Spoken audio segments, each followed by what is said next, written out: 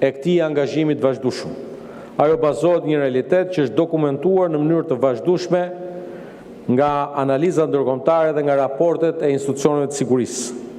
Përdorimi i strukturave shtetërore, i organizatave të lidhura me to dhe i rrjeteve të ndërmjetme për të mbështetur grupet armatosura, për të financuar aktivitete destabilizuese dhe për të ushtruar ndikim përmes mjeteve hibride në rajone ndryshme të botës. Dhe një nga elementet më shqetësuese të këtij fenomeni është përdorimi i strukturave paramilitare dhe i grupeve të armatosura proxy që veprojnë si instrumente të politikës së jashtme. Por për Shqipërinë, kjo nuk është vetëm një çështje e largët gjeopolitike. Vendi ynë ka qenë vetë objekt i sulmeve të drejtë për drejta në hapësirën tonë kibernetike. Sulmi i rënd i vitit 2022 ndaj institucioneve të Republikës Shqipërisë ishte një nga episodet më serioze të agresionit kibernetik ndaj një vendi sovran. Ai synoi të paralizonte shërbimet tona publike, të dëmtonte funksionalitetin e institucioneve dhe të cënonte besimin e qytetarëve në shtetin e vet. Shumë përpjekje të tjera janë parandaluar ose zbuluar në kohë. Por kjo do të thotë se ne nuk duhet të humbim vigjilencën dhe vetëm pak ditë më parë përsëri Kuvendi i Shqipërisë ishte shinjestra e një sulmi të ri kibernetik. Këto nuk janë incidente të zakonshme teknologjike, këto janë akte të mirëfillta armiqësore që synojnë destabilizimin e institucioneve demokratike dhe funksionimin normal të shtetit. Rezoluta për të cilën ftohemi ta diskutojmë dhe synon pikërisht ta adresojë këtë realitet. Në rezolut synojmë të dënojmë në mënyrë të qartë çdo formë të mbështetjes shtetërore për terrorizmin. Të dënojmë përdorimin e grupeve proxy për destabilizimin dhe të dënojmë përdorimin e mjeteve hibride për fshirë sulmet kibernetike kundër institucioneve të shteteve sovrane.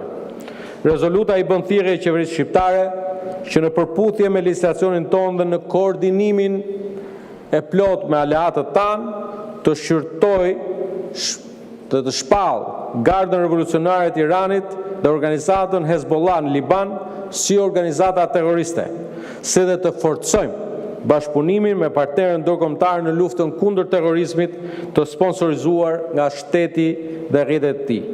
Një numër i konsiderueshëm tani më, vendesh dhe institucionet ndërkombëtare i kanë marrë masat e ngjashme që propozon për të miratuar në këtë rezolut. Shtetet e Bashkuara të Amerikës e kanë shpallur Gardën Revolucionare Iraniane, organizatë terroriste që në vitin 2019. Në janar të këtij viti të njëjtën gjë e bëri dhe Bashkimi Evropian. Ndërkohë një numër tjetër vendesh anëtare këtu të Bashkimit Evropian dhe ndërto spikat Gjermania, Franca, Mbretëria dhe jashtë Bashkimit Evropian, Mbretëria e Bashkuar, kanë marrë masa konkrete për fshirë shpalljen si organizatë terroriste Hezbollahu. Në këtë kontekst, qëndrimi i Shqipërisë është pjesë e një përpjekje të gjerë, të koordinuar të komunitetit ndërkombëtar për të mbrojtur sigurinë kolektive dhe për të parandaluar përdorimin e terrorizmit si instrument i politikës shtetërore. Dhe së fundmi, minimi i kanalit Hormuzit nga Irani është një akt tjetër terrorist i cili synon bllokimin e lëvizjes së lirë të anijeve të transportit, duke shkaktuar kështu një krizë energjetike në mbar globin. Prandaj, nderuar kolegë, kjo rezolut nuk është një rezolut kundër një populli.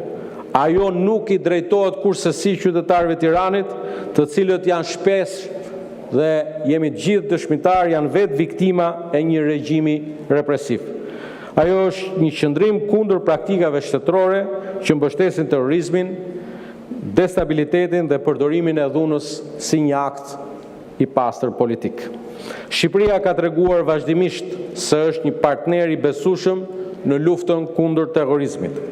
Kontributi ynë në NATO dhe në misionet tona ndërkombëtare është dëshmi e qartë e këtij angazhimi të vazhdueshëm. Kjo rezolut Është pra vazhdimi logjik i këtij angazhimi.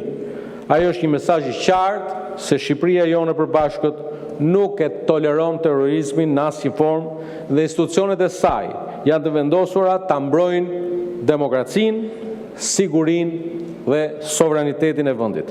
Për këto arsye, i ftoj të gjithë kolegët ta votojmë së bashku një zëri këtë rezolut.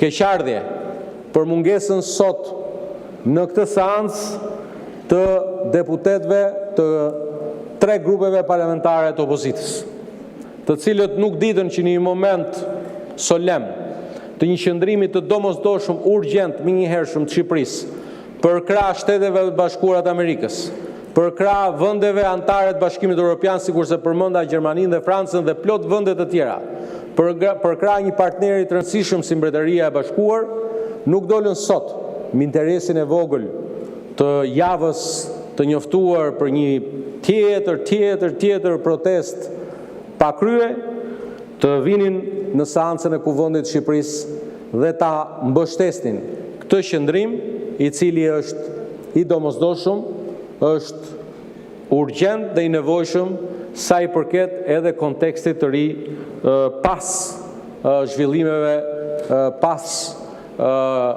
sulmit kibernetik kundër Kuvendit të Shqipërisë, sa i përket interesit të Shqipërisë të brenda nesh, por edhe zhvillimet që lidhen me bllokimin apo minimin e kanalit Hormuzit apo zhvillimet të tjera të bëra publike. Kështu që në këtë këndvështrim, për ta parë jo si një akt formal, por duhet ta shohim si deklaratë të qartë të vlerave dhe përgjegjësisë sonë si demokraci, si një aleat i NATO-s dhe si një vend që brenda vitit 2030 do të jetë antar i Bashkimit Evropian. Duke ju falenderuar, tekstin e plotë të rezolutës secili prej deputetëve ka përpara, është publikuar në sistemin e komunikimit publik të Kuvendit të Shqipërisë. Nuk po e lexoj tekstin për të lehtësuar kohën e nevojshme dhe diskutimeve, por ju ftoj ta votojmë një zëri këtë rezolutë të rëndësishme. Faleminderit.